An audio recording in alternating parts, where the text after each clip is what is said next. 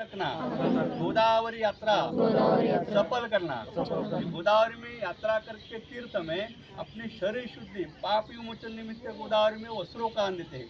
चैत्र मास में दीपदान करने का महत्व है। संतान के परिवार के सुख शांति के लिए जिनके माता पिता नहीं है पितरों के नाम से अन्नदान करते हैं गोदावरी में।